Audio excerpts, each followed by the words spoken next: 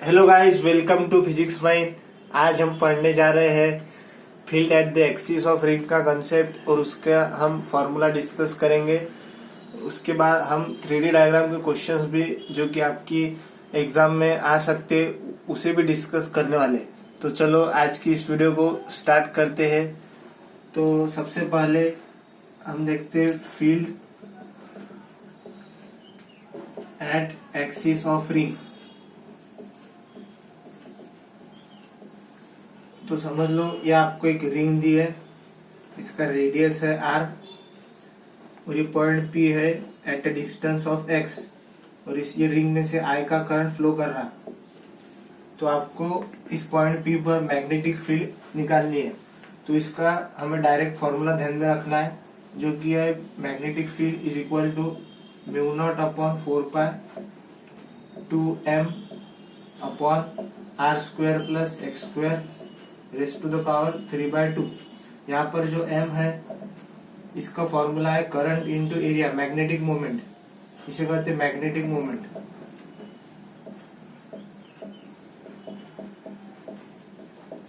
Magnetic moment ये field at the axis of ring का formula आपको डायरेक्ट ध्यान में रखना है। Mu naught upon 4 2 m upon r square plus x square raised to the power 3/2 और मैग्नेटिक मोमेंट का करंट इनटू एरिया। उसके बाद मैंने आपको एक सर्कुलर लूप का भी बताया था फॉर्मूला। सर्कुलर लूप समझ लो, इसमें I का करंट फ्लो कर रहा और इसका रेडियस है r और आपको फील्ड का फॉर्मूला क्या बताया था मैंने, mu naught I upon 2r। ये भी आपको ध्यान में रखना है, सर्कुलर लूप। अब ये दोनों रिजल्ट्स को कंबाइन करके एक नया फॉर्मूला जनरेट होता है, जो कि आपको ध्यान में रखना है। B axis is equal to B centre upon 1 plus x square upon R square raised to the power 3/2। ये फॉर्मूला बहुत काम का है, आपको ध्यान में रखना है। तो सबसे पहले ये field at the axis of ring का formula mu naught upon 4 2 m upon R square plus x square raised to the power 3/2 और सर्कुलर लूप का mu naught I upon 2r। और ये दोनों को कंबाइन करके ये रिजल्ट आता, B axis is equal to B centre upon 1 plus x square upon R square raised to the power 3/2। इतना नोट कर लो, फिर आगे बढ़ते। तो चलो आगे देखते, इसके कुछ क्वेश्चंस लेते हैं अपन।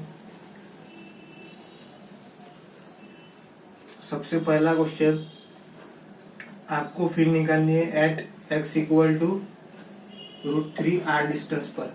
ये जो एक्सिस है रिंग उससे x equal to √3r distance पर निकालनी है।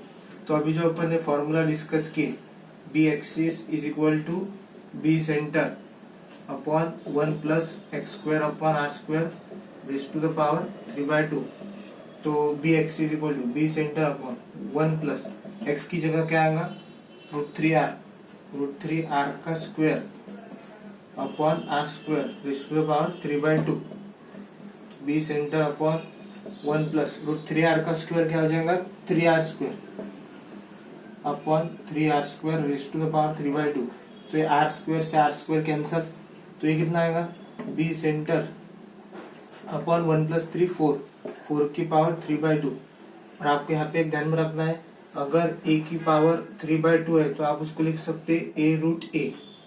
ये आपको ध्यान में रखना है, अगर a की पावर 3/2 है तो उसको हम कैसा लिख सकते, a√a। तो यहाँ पर 4 की पावर 3/2 है तो इसको कैसा लिख सकते, 4√4 a की पावर 4 की पावर 3/2 4√4। तो bc अपॉन 4, √4 कितना आ जाएगा 2, तो ये कितना आ जाएगा bc अपॉन 8 बी एक्सिस। तो ये पहला क्वेश्चन डिस्कस किए, इतना नोट कर लो, फिर आगे बढ़ते। तो चलो आगे डिस्कस करते।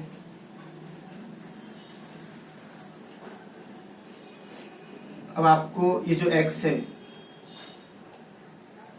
ये दिया है 2√2r। तो आपको ये फॉर्मूला यूज करना है, B centre upon 1 plus X की जगह क्या आएगा, 2√2r का स्क्वायर अपॉन आर स्क्वायर की पावर 3/2। तो ये कितना आएगा, bc अपॉन 1 प्लस 2√2 का स्क्वायर, 2 का स्क्वायर कितना हो गया 4 √2 का स्क्वायर आ गया 2 इस R square upon R square की पावर 3/2। तो ये आर स्क्वायर से आर स्क्वायर कैंसल, तो ये कितना आ गया BC अपॉन 1 प्लस 8 की पावर 3/2। तो ये आ गया BC अपॉन 9 की पावर 3/2। तो a की पावर 3/2 क्या होता है a√a, तो 9 की पावर 3/2 क्या हो जाएगा 9√9। तो ये कितना आएगा BC अपॉन 9, √9 मतलब 3, तो ये आएगा BC अपॉन 27। ये आएगा B एक्सिस। तो ये आपको ध्यान में रखना है, तो इतना नोट कर लो फिर आगे बढ़ते। तो चलो आगे बढ़ते।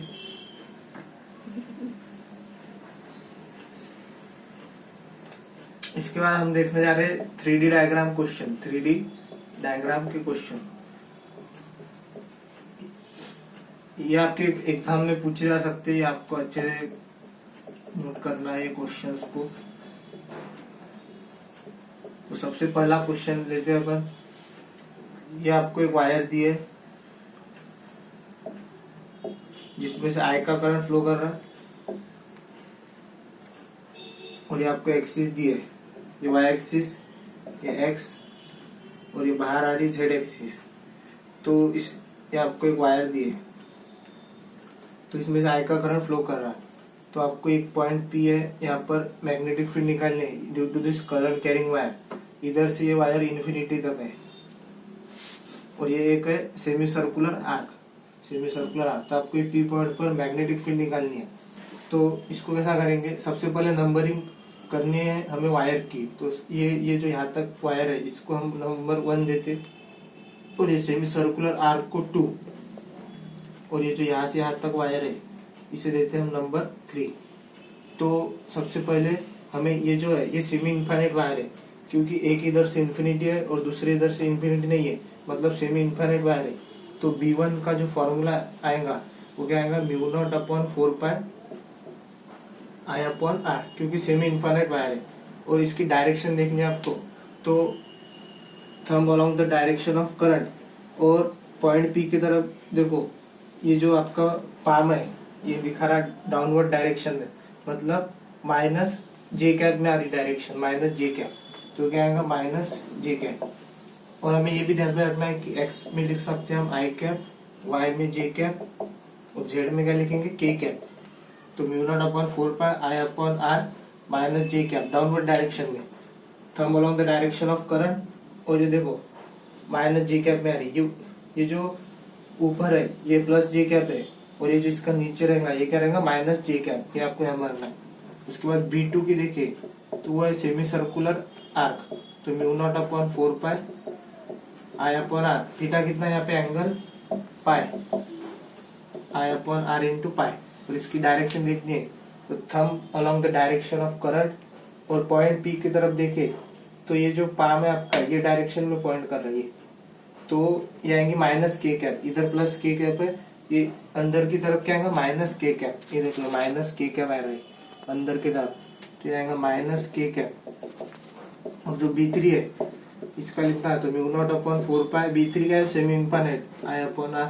और इसकी डायरेक्शन देखनी है, तो thumb along the direction of current, और पॉइंट P किधर आ रहा है नीचे -J में फिर से, तो ये कितना आएगा -J। तो नेट फील्ड लिखनी है पॉइंट P पर, तो क्या हो जाएगा B1 + B3 ऐड हो जाएंगे, क्योंकि दोनों पॉइंट कर रहे सेम डायरेक्शन -J में, B1 + B3 ऐड, और प्लस क्या हो जाएगा B2। तो ये क्या आएगा, सब में से कॉमन क्या है μ0/4π I/R, ये सब में से कॉमन है। और B1 + B3 में क्या आएगा -2J, B1 + B3 ऐड कर दिया -2J -πK। तो आई थिंक आपको ये क्वेश्चन समझ आ गया होगा। आप फिर से इसको रिपीट करके जरूर देखें, ये आपके एग्जाम में पूछा जा सकता है। इतना नोट कर लो फिर आगे बढ़ते। तो चलो आगे देखते हैं अपन।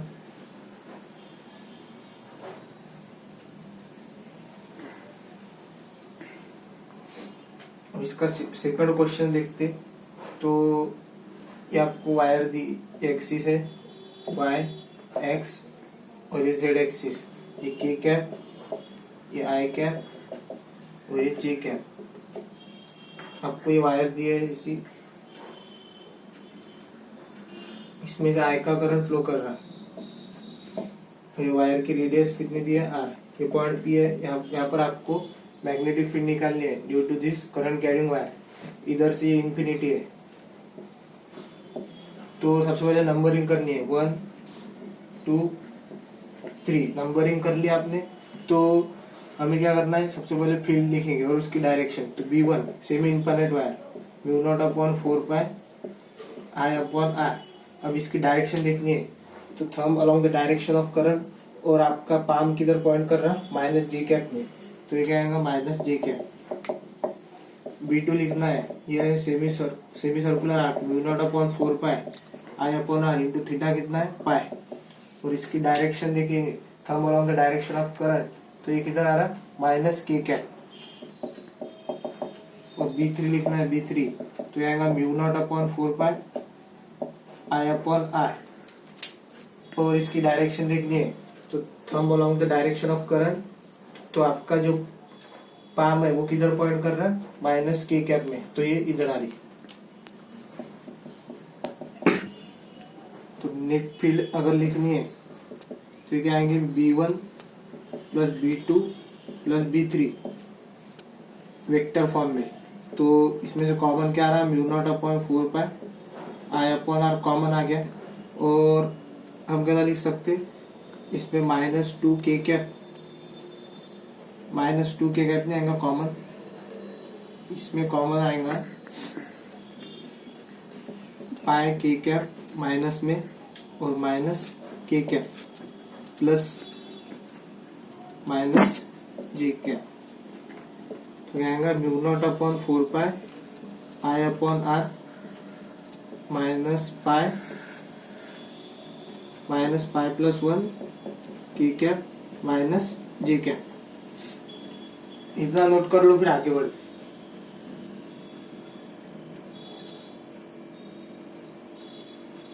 तो चलो आगे देखते हैं अपन।